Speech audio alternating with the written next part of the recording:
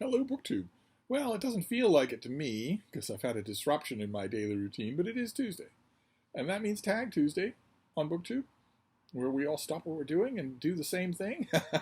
And there's a tag. I made a tag yesterday that I'm hoping a lot of people have fun with, but I found a tag that I watched the other day. Shelly Swearingen made a tag that I hope everybody does. Oh my God, it's exactly the kind of thing. It really gets to the heart. It could actually be the ultimate BookTube tag.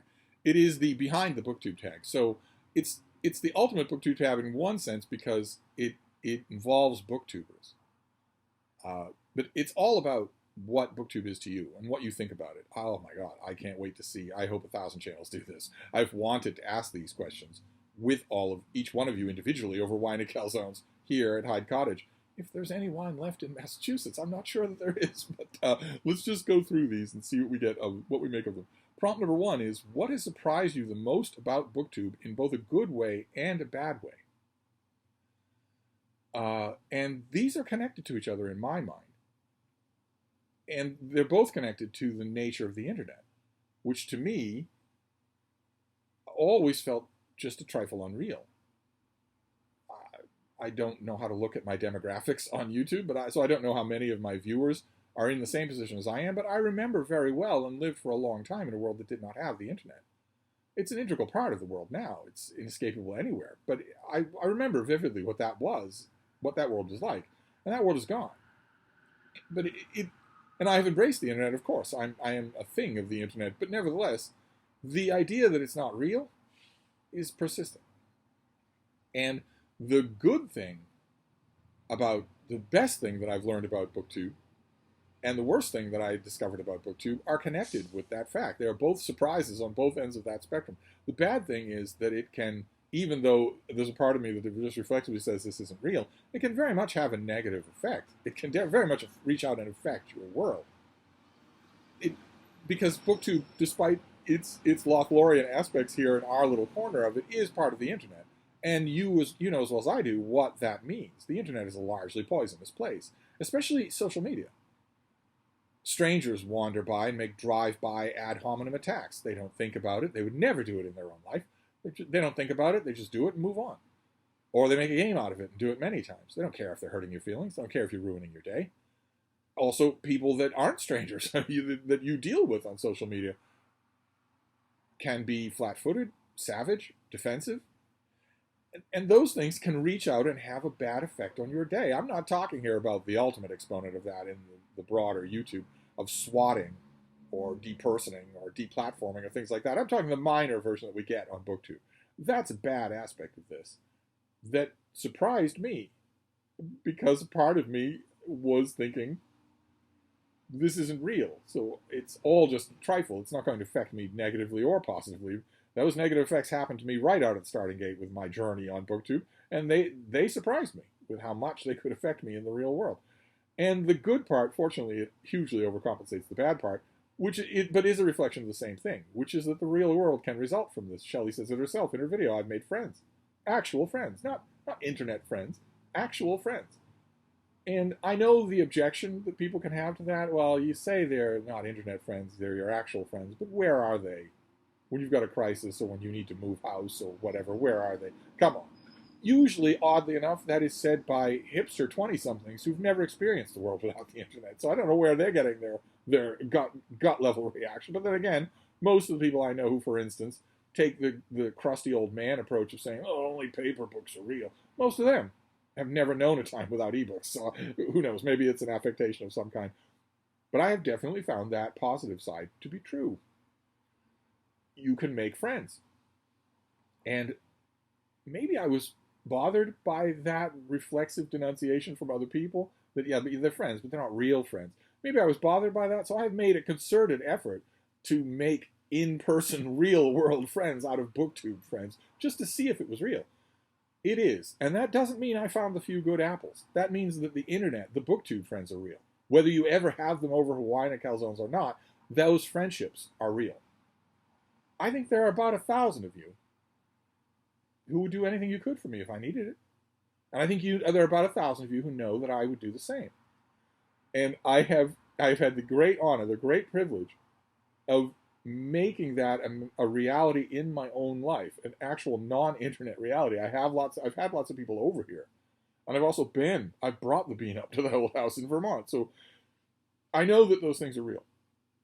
I guess if I'd been paying attention, I would have known that really early on, because I was introduced to BookTube by two people, Chris and Giselle Rhodes, and that introduction happened because we reached out in the real world to hang out together. But an old dog sometimes needs time for new tricks. I have learned that now. That is the most positive thing by far for me. I think it's the same thing that Shelly mentioned, is that this can be, if you let it, this can be a doorway to real friendships, which is not something you associate with the internet. And prompt number 2 is, how do you balance reading and BookTube with the rest of your life? This is actually a pointed question, not for me. Not for me, but for other people. How many times, just in the last 2 years, have I talked to booktubers who are backing away from BookTube for the specific reason, repeated amongst them all, that it's interfering with their reading? How many times have I heard that? The latest example would be Micah. Micah Cummins loves BookTube, absolutely loves it.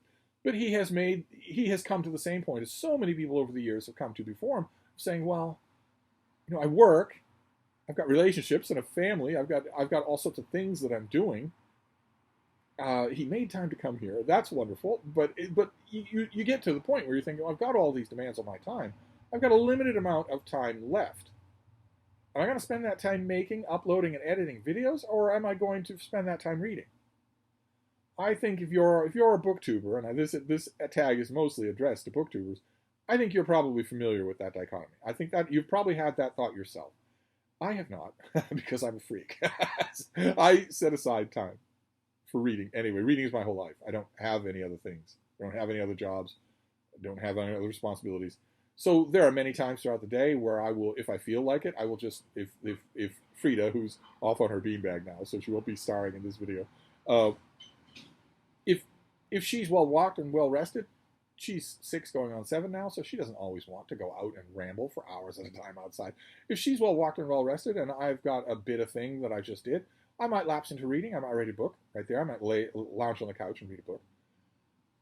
But whether I do that or not, traditionally from time immemorial, even before there was an internet, at midnight I turn into a pumpkin. At midnight I set aside that time for reading.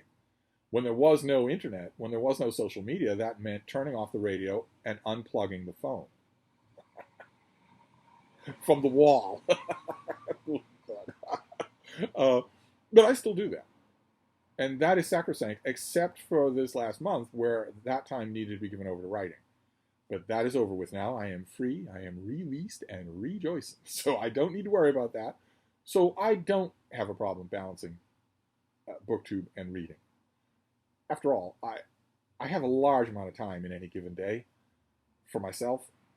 I have a large amount of time on any given day, and most of my responsibilities in that day that are not dog-related are writing-related. I am the fastest gun east of the Pecos when it comes to writing, so I can afford to give BookTube the time it deserves. I can afford to fill your inbox with videos. The very idea that anyone, anywhere on YouTube, much less on BookTube, would make 5 videos a day. I'm not in that position. I know that even if I do that, I'm going to have time left over, plenty of it, for reading. And of course, there's nighttime when I'm not going to be making videos nor doing anything. So I don't have a problem balancing reading and BookTube. But that's why I want a lot of people to do this tag. I hope Micah does this tag. I want to hear what all of you think about the balance of BookTube and reading. I want to hear the answers to all of these questions. So let's go on to prompt number 3. Have you ever thought about starting a Patreon? Yes, I did. Chris Rhodes was really good at editing and making a video. I can't do any of that. So he made me a Patreon video, an introductory video, which is kind of a hoot. Even now, I love watching it. And partially, I thought it'd be a shame to waste that video. So I made a Patreon. It's a fun little thing. I don't do it well at all. I don't offer any kind of special perks to my patrons. I don't offer any kind of shout-outs. I don't list their name. It's really not Patreon done well. It's that some of you have watched my channel and thought, I know you don't care. I know that if your Patreon was $1 a month, if you were only getting $1 a month, you would make a joke out of it and just move on. You would be happy that it was good joke material. I know that you don't care about this, but I get so much out of your videos. I've had people say this to me. I get so much out of your videos that I would feel wrong if I didn't contribute to your Patreon. A little. And that is wonderful. That is absolutely wonderful. I do plow that money into Brattle visits, of course. I spend a lot more money at the Brattle than my Patreon can cover per month, but that's what I do with it. I told everybody ahead of time that any money that you give to me, you're going to get a video out of. But I did think about making a Patreon, yes, and I did it. I barely look at it. I don't do it the way I should. I see BookTube channels that are much smaller than mine is from the standpoint of subscribers. We're going to get to what subscribers mean. I see channels with much smaller subscriber counts than mine that do Patreon right. And they've got tons of patrons. They thank them. They put their names up on the screen and thank them in every video. They've got like 40 or 50 patrons. I don't do that, and I haven't received any flack from my tiny fugitive band of patrons. I've never got an email in all this time. I've never got an email from anybody saying, I feel shortchanged because of this, because I am a patron of yours, but I don't get any special treatment. I've never had anyone say that. If I did, I actually wouldn't bite back, because that actually would be valid. It's just you people seem to understand me in ways that I did not see coming. That's what I'm talking about from prompt number 1. The connections here are, I don't know, I can't speak about the rest of YouTube, but the connections on this channel are not parasocial. They're just social. and not social in terms of the toxic terms of social media, but just real. How many times a day do people reach out to me in email or on Voxer just to talk, and me reach out to them? Favors flying in both directions. So anyway, I do have a Patreon. I have a poor, diseased, mystical, miserable little Patreon. I always joke on this channel that if every one of you that watches my videos pledged $1 on Patreon, I could quit my job at the box factory. And inevitably, when I say that, a bunch of you email me and say, you don't have a job at the box factory, you don't even put on pants. So what can I say? I'm known. Question number 4. Have you made any mistakes on BookTube? Now, this could span the spectrum, right? From false starts on the branding of your channel or false moves in your editing. I have never done any of that. I've never had a problem with it. I've never had a false start. I know what I want to do here. I've known all the way from the beginning. I just want these to be bookish conversations with really bookish people. You wouldn't have even know that the BookTube area of YouTube exists if you weren't a really bookish person. And I can't get enough of that. I had that for years when I was at my information desk at the bookstore. I had that for years before that when I was in a newsroom. I love it, and I always knew that I wanted that. I knew that I wasn't going to give the channel any kind of clever name. It's just going to be my name. I knew that there wasn't going to be any clever editing. There wasn't going to be any calls to action or canned opening monologues or anything like that. It was just going to be hello, and then we're off to the races. So in terms of mistakes, there have been some, but they are in terms of decisions made about other people. I think my biggest mistake, and I'm sure I'll be getting to it in the rest of this tag, my biggest mistake was in underestimating the extent to which the noxious, poisonous parts of social media have influenced BookTube, which is, after all, social media. It doesn't feel that way. It doesn't feel that way. It feels like when you sign in, when you sign in and look around in your subscription feed on BookTube, you're not watching the kinds of channels that you watch elsewhere on YouTube. You're checking in with friends who might be, disorganized or not know what they're doing or not really sure. I'm gonna work this out on camera with you. That doesn't exist anywhere else on YouTube. But that leads you to think that BookTube will be isolated from the noxious parts of social media, and it mostly is. But there are ways in which it isn't. And one of my biggest mistakes with BookTube is constantly forgetting that fact. That sometimes you're going to encounter the raw kind of toxicity that exists and characterizes the rest of YouTube. Sometimes you're going to encounter that even here in Lothlorien. So let's see here. Prompt number 5, do you have any advice for new booktubers? I do. My main advice would be to try it. And as an addendum to that advice, I would want to address all of the negative Nelly stuff that comes up in your mind the minute you think about trying it. The number one example of which that I've encountered in the years that I've been doing this is people saying, well, I wouldn't have anything to contribute. I don't read any different books than anybody else. I don't read a whole lot. I have a job. I have a family. I have, a workout schedule. I don't read a whole lot, and I don't read anything different, so I wouldn't have anything to contribute. And to those prospective new booktubers, I would say you are misunderstanding what this is. I understand why you think that way, because you're thinking booktube is like the rest of YouTube, but it's not. It's not. Like I mentioned, it's you checking in with people you already know or want to know. Oh, that's interesting. There are plenty of new booktube channels that haven't mentioned a single book that hasn't been mentioned a million times on booktube. It's still going up in subscribers because people like the people.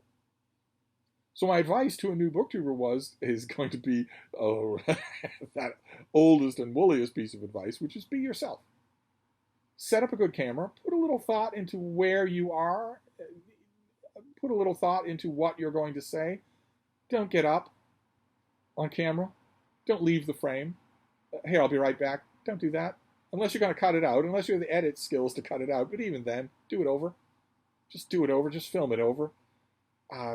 Because that would be rude in person. If you say, yeah, or you meet on the sidewalk. Oh, how you doing? Oh, that's great. I had a question about you. Oh, wait a minute. Hang on, I forgot something. You go back inside your house.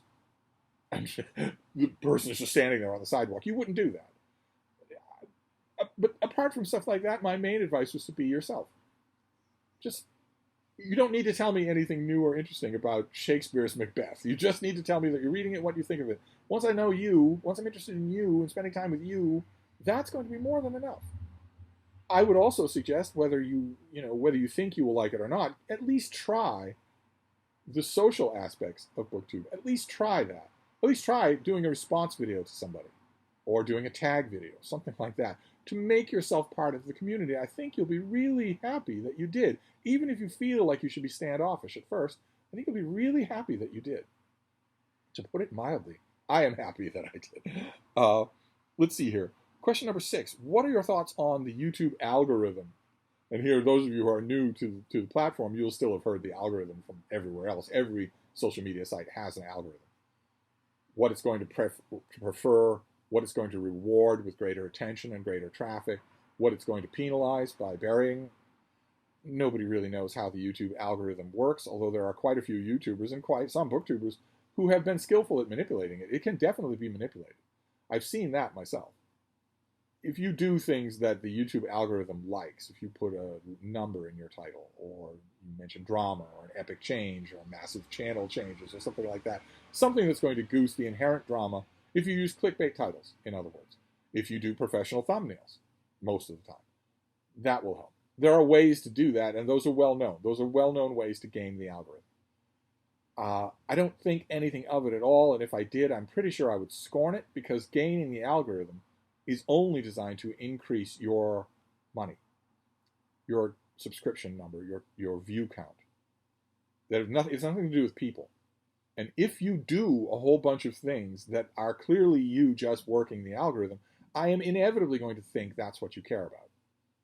It's going to be harder, in other words, when someone is doing a million gaming the algorithm things. Smash that like button. Hit the bell for notifications so you never miss a video. The subscriptions aren't going to do that. Leave a comment. Share this with your friends. I've got a Patreon. I've got a GoFundMe. I've got a coffee account, etc., etc. A whole bunch of stupid patter before you get to what you're talking about. And why? Not because all the patter is important, but because you know that you can monetize the video at 8 minutes and you don't have 8 minutes worth of stuff to say. Well, to me, that means you're wasting my time.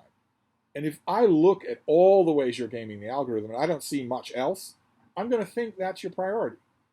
And that's going to be disappointing.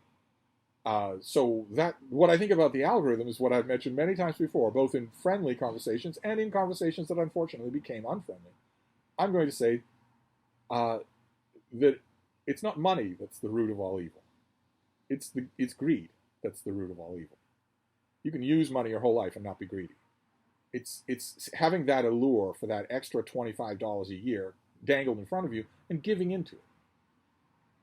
And whoring yourself to it. Not just giving into it, but doing what it wants you to do.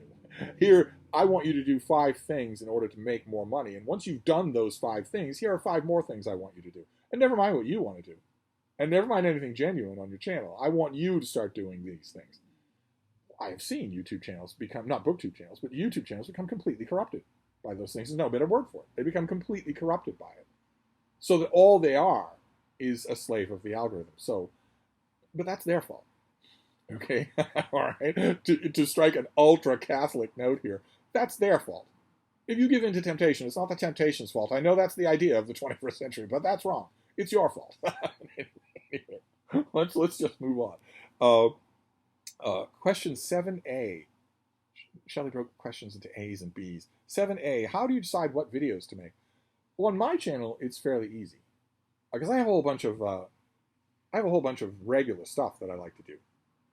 So I'm, for instance, involved right now in a chapter-by-chapter read-through of The Lord of the Rings. It's enormous fun for me. A lot of you Lord of the Rings fans have said that you like it. I don't need again, like I was saying, because I'm not a slave of the algorithm, I don't need videos to perform. All I need is to know it's reaching people, that some people are enjoying it.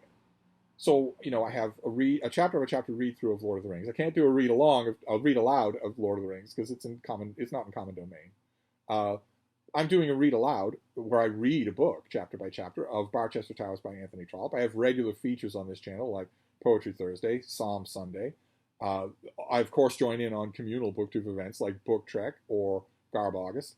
And I have regular features here like the Mail. The Mail has been a lot of trouble this year, but I can always hope. I can always hope that it will be better. I do response videos from time to time. In fact, I have so many regular features on this channel that I regularly get emails from all of you saying that your favorite one is being neglected. I haven't done a Bro Watch video in forever. I have not fulfilled my promise of returning to the Western canon. So for me, in addition to that, I could come up with discussion videos every day, many of them, and just trot some subject around the block because I've got all these bookish people right here listening to me. I want to know what you think about all of these things. I have said for years on this channel that I can make 10 videos a day easily.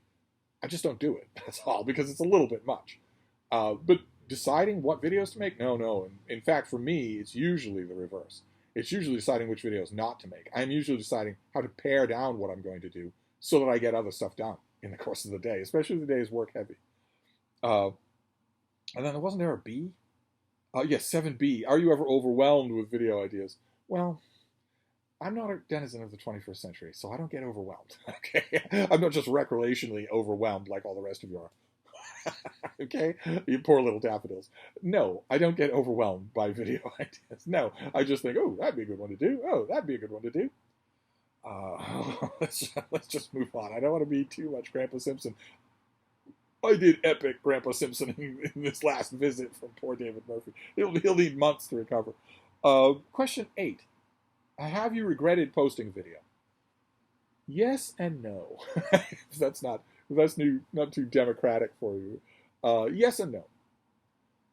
This is a long story here. We don't need to go into it. I posted a video a long time ago. Last Week in BookTube, which is another regular feature that I often do on this channel. I posted a Last Week in BookTube video, and someone posted a comment. And I left a snarky comment that was a mistake. It was a dumb thing to do. It was petty. And the social media, not our little corner of BookTube, but the social media side of YouTube, of BookTube, bigger BookTubers pounced on it. Priced it out of content, copied and pasted it, tried to work up a mob to cancel me and to drive me off the platform.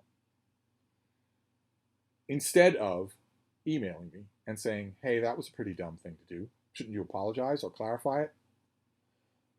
Which several of the people who made attack videos against me in the course of that horrible weekend were in a position to do. We had already had private conversations. They were in a position to reach out to me and be normal, be a normal person, not a toxic social media person. And none of them did it, all but one. One person did the right thing. But everybody else just automatically did a dog pile because that's what social media obviously does. You smell blood in the water, you go for cancellation. So, and also that video had enormous ripple effects that exist to this day. It was 7 years ago, almost a decade, and they exist to this day. There are new booktubers, there are established booktubers, especially for some odd reason British booktubers, who hear my name and think, I will touch, pitch, and be defiled. I will stay away from him. I will not respond to his comments on my latest video, even though I'm responding to everyone else. And I'll just assume he notices and maybe stops making comments. He is poison. He is box office poison. I'm going to stay away from him because I've heard there's some sort of stink associated with him, and I don't want any stink associated with him ruining my chances with the algorithm. That still exists. That still happens. Now, in 2023, that still happens. So, on one level, I could say I regret posting that video. On another level, I can absolutely say that it's the video I'm happiest that I posted because it was the biggest learning experience for me. It taught me the most about BookTube and about YouTube and about social media just in general. I learned a lot from that experience. It was all negative, except for the blinding white light of the positives. I had almost no subscribers at the time and had not met any of them. And 4 of them reached out in very emphatic ways. 4 of them reached out and said, "Oh my God, I'm watching what's happening to you. I don't know you at all, but I want you to stay." Of course, Chris and Giselle did that, but they knew me. They knew me personally. But 4 people who didn't know me, 4 booktubers who didn't know me, reached out and said the same thing. 4 people who didn't know each other and who didn't know me, saying, this is not what we're about. Yes, I think your comment was probably dumb. I think you probably think that. I'm not letting you off the hook. But this response is totally out of proportion. I don't want you leaving BookTube because of this. And all 4 of those people have gone on to be friends of mine. So that is a blinding white light. That was a pure positive. The other positive was a lot less positive. It was a lot less pleasant, that it was a bitter learning curve of what's going on here. And it had the effect, it was a mini cancellation of a kind. People have been canceled worse, but it was a mini cancellation, and it taught me a lot. It taught me, for instance, that being canceled is not usually the end of the world. It clarifies. There's 2 kinds of pain in this world. But it clarifies. It clarified the experience for me a lot. So in that sense, it is a yes and a no. Which is, of course, I'm sorry that video exists. I never stop wondering what it would be like. I don't care about added subscriber count. There's an argument to be made that if that video and its pernicious effect did not exist, my subscriber count would be bigger. I don't care about that. I mean acceptance. If I encounter a new channel or somebody from a new channel wants to involve me in a read-along with a group of other people, to this day, I have to wonder, are some of the other people invited to this event going to hate me because they've heard some sort of rumor that they've never bothered to substantiate? I've often had to say that to people when they say, "Hey, I'm creating an event and I'd like to join you. I'd like you to join as a co-host." I say, "I'm really honored to be asked. But are you absolutely 100% sure that the other co-hosts are okay with me being involved?" And in this case, you can't go by the general goodwill of BookTube. You're going to have to ask them. Because there's that baggage there. So on one hand, I'm happy that I posted the video, but on the other hand, I wonder what it'd be like if I hadn't. But anyway. Question 9 also has 2 subdivisions. Question 9a, are the number of views/subscribers meaningful to you? No, not in either case. What's meaningful to me is whether or not what I'm doing is resonating with other people, and that's going to be a comment. Whether it's a comment on the video, or I leave my email on every video, an email, or a Voxer message. It's going to be, here's what I think about this. Here's I think you're interesting. Here's I think you might be wrong, etc., etc., etc. That personal element is the only reason that I'm here. I do not care about views. I do not care about subscribers. That's the only reason that I'm here. Is because that personal element is real, and you can have it. If you're doing things right, you can have it. And that's what I want. I want to make friends here. And then there's a 9b. Are the numbers of views/subscribers a measurement of success? Well, they certainly are a measurement of success, right? Plenty of booktubers, I'd say most of them, 99%, do view them that way, do look at them that way. When mine are exaggerated, they even catch my eye. I mean, I did an hour-long epic book barn book haul with David Murphy just a few days ago. And, I mean, he pointed it out to me, but I would have noticed anyway eventually myself that the views on that are enormous compared to a normal video. They're twice as much. Whether it's because it's a gigantic book haul or an hour-long video or because I had a guest, who a number of you referred to as being physically attractive, I might point out just a blanket eyes on the prize, okay? I'm the cute one. But anyway, who knows how many factors were involved in that. I did notice that, but I ordinarily don't. But of course, it is a measure of success. I think it's a fraudulent measure of success. It's an unhealthy one because it's not personal. And I guess there's an argument to be made that it doesn't need to be personal. Certainly the huge booktube channels that I know, they do not have a personal relationship with their fans. Instead, they have 7,500, 17,000, 25,000, and $45,000 a month from their fans. And that's all they want. They're not going to descend into their comments field unless another creator with the same level of subscriber counts leaves a comment. They might respond then. I don't want to go down that path. If that holds out a lure for you, you want to be huge on BookTube, you're going to need views and subscriber counts, and so they'll be important to you. I don't want to go down that. I don't want to care about those things. I don't want them to take over what I do, and they will. They absolutely will.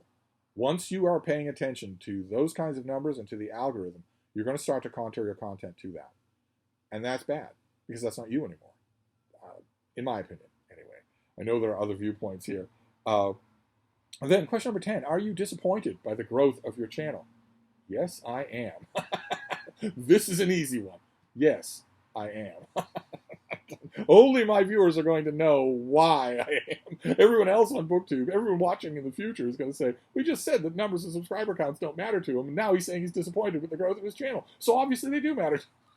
All the rest of you know exactly which direction is bothering me. Anyway, we'll just move on to question 11. Have you ever thought of quitting BookTube? Yes, once. I expected that I would quit BookTube. In the very earliest year of my channel, I expected that I would quit BookTube because I assumed that there would be no life for me after my Basset Hound Lucy died. I assumed that once she died, I wouldn't want to do this. And I was wrong, of course. When you've got a huge, gigantic grief looming on the horizon, you always think just reflexively, I won't survive this. But I did. You always do. No, there was that. That was sort of vague. The only specific time that I thought about quitting BookTube was the result of an intrusion of social media attitudes to the site, of someone acting like someone on YouTube and just doing a bootless, obscenity-choked attack video about someone who'd been a friend to him for years and who'd happened to say something he didn't agree with. Said something that I didn't agree with, so I'm going to forget the friendship. I'm just going to sacrifice that on the altar of the algorithm and make a gigantic, virulent, unhinged, foam-flecked, obscenity-choked attack video. And I'm going to watch those views rolled in. Incredibly viewed video. Just really good for my channel. Really good for the channel. I saw, if that had come from a stranger, I'm sure that people have made videos like that about me that I don't know about, because I don't go looking for myself. The fact that it came from a friend who I tried to help in every way that I could, on BookTube and off BookTube, made me think for the course of 2 weeks, forget this. Just forget this. If this can happen, then forget about it. I already have what I want from this. I already have real-world friends. I already have all sorts of contacts in email and Voxer. I don't need to keep doing this if that's what I'm going to get. I also, unlike a lot of booktubers who make booktube channels because I don't have anybody to talk about books with, I have plenty of people to talk about books with. I'm in the book world. For a while there, for 2 weeks, I thought, screw this. All of the book world critic friends of mine back in 2016 who were telling me, why would you do this? Maybe they were right. Maybe they were right all along. That's pretty bitter, but maybe they were. But no. I thought about quitting. I did quit for a while, but I was wrong to think that. At least I didn't go the route of a lot of people who in the grip of that passion, not only think about quitting, but delete all their videos. I don't think I know how to do that, and I'm glad that I didn't. I just let it pass. That's all. But I did think about it, yes. I don't think I'm ever going to think about it again. I don't think so. But let's see here. Question 12 also has subdivisions. Shelly's a bit of a nerd. 12A, what are the most touching comments? The most touching comments for me are not the ones I get on my videos. I make myself wide open to everybody to contact outside of the comment section of my videos. So you can email me. And I get plenty of touching comments then, and pictures. Plenty of them. I have for years. I've been doing this for years.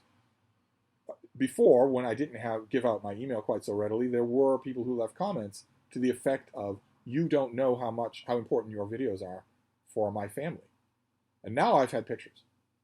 For years, I've had pictures of me up on the big screen and the family together. I've heard so many stories. Those stories are actually a large part of what brought me back during those bitter 2 weeks. Because those stories are real. Of how, I don't get along. I didn't get along with my father. He's losing a step, and he mostly stays in his easy chair. And then he started watching your videos, and I started watching them. We both really like them, even when we don't agree with you. So many of you, almost all of you say, I don't agree with you on everything. I don't need to agree with you to like you or to tell you this. A person would write to me and say, and now we look forward to it. We look forward to that time. It has materially helped our relationship, even when you're not on the screen. How many times have I heard from people saying, my mother she's slowly dying. There's not much on YouTube that I can show her, but I can show her your videos. She's going to love watching that young man with the dog. And it's really brought us together. You're really helping her. You are helping her at this troubled time in her life. I've heard from so many people saying our family gets together to watch your videos, the block of your videos. And it gives us stuff to talk about. We have all sorts of other stuff to talk about, but you help us. You are a bond for us. Please keep making videos. That is wonderful. That is absolutely, there are no words for my gratitude there. So, and I know that's true. Also, a lot of you have said, I swear, I know you say all the time that it's not possible, but I swear my dog knows when you're on the screen. Well, I always want to tell people that's not how it works. You give me 35 seconds with your dog, and that's how it will work, but not out through a screen. But I get lots of pictures of dogs just raptly watching the screen while I'm there. So yes, I do. I get really touching comments. Most of those things happen privately now. Most of those things happen via email. Still, some will show up on the comments field, but I love them. I live for them. And then question 12B, what are the most negative comments? For me, the most negative comments are also the easiest to ignore. There are two kinds. One has no malice, and the other is all malice, but it's thoughtless. The one that has no malice, that doesn't, it isn't negative, but it annoys me, is when people do what an old friend of mine, who I think sometimes watches my videos, used to refer to as fact boy questions. Occasionally, in the early stages of our friendship, he used to ask me fact boy questions. In other words, questions where you could easily get the answer to it somewhere else.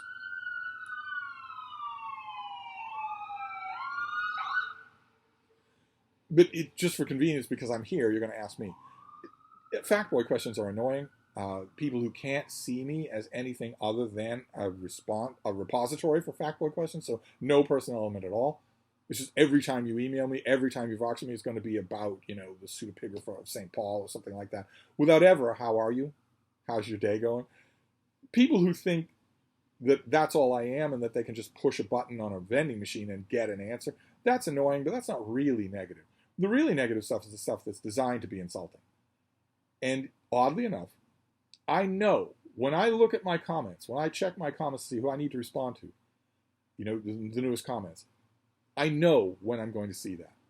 When a comment pops up on an old video of mine, very old, usually the Daily Penguin or the Western Canon, but especially the Daily Penguin, when a comment shows up on an old video of your Daily Penguin, the series that I did about going through Penguin Classics, I know without looking at it that it's going to be pretentious, condescending, and insulting.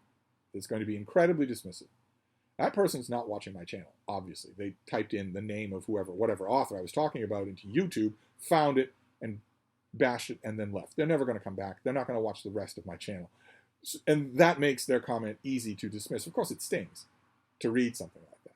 To read, someone sat through a video of mine on James Joyce or Bishop Eusebius or something like that.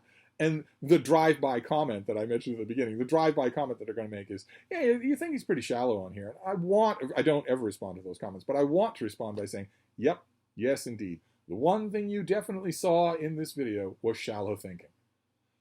When what they mean is, I heard things I don't agree with. I don't respond to those comments. I get them out of, I don't delete them, but I don't delete them off the video, but I get them out of the feed of comments that I'm responding to so they're not nagging at me. And I would call them negative. You would not act that way off the internet. You would not act that way off social media. Or if you are, then you're a raging a-hole. But I think most people who leave those sorts of drive-by comments would not make them in person. So I just ignore them. But yeah, it's the thing you have to deal with. Maybe I'm not painting a good picture of this for people who are contemplating making a BookTube channel. It is a part of social media. You are going to have to deal with some of these things. My main way to ameliorate what looks like a caution here would be to say, reach out to people, reach out to me, there are a whole bunch of people who leave their emails on their videos. If something negative happens and you're wondering, what is this? How much should I let this bother me? Reach out to them and ask them. I'll be happy to talk you through it.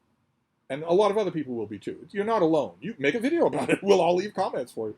But anyway, then we're up to the final question here, because Shelly Swearingen might be a nerd, but she's clearly not Irish, because she's ending this on 13 questions.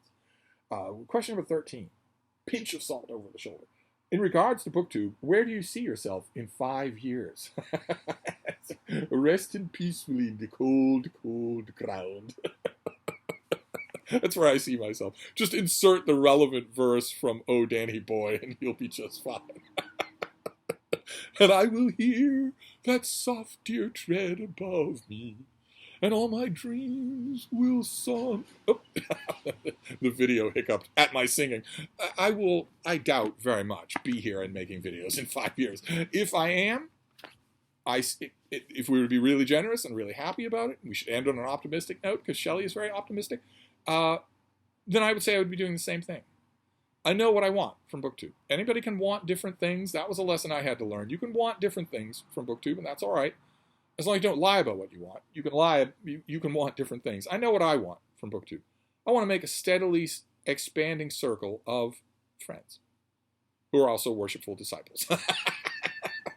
I want to make a steadily expanding circle of friends who get my humor and are willing to come here and visit for wine and calzones, and talk about books and disagree about books and have a lot of fun, and you'll send me pictures of your dogs, and you'll occasionally send me your old, outdated tech. I want that personal world, and BookTube is the conduit through which I get it. It is not an end in itself for me. I want the real stuff, and I get a lot of it through BookTube. I would hope that I would continue to be that. Can you imagine the opposite? Can you imagine if I suddenly became a whore of the algorithm? Can you imagine if you saw me act the way other YouTubers act, can you imagine how strange that would be? I don't see myself ever doing that. Thank you very much. So anyway, this has gone on way too long. Get me talking about BookTube. Oh my God, I could go on for 5 hours on this subject. And I want 5 hours of response to this video. This should go mega viral. Everyone on BookTube knows these questions intimately. You probably have different insights than I do.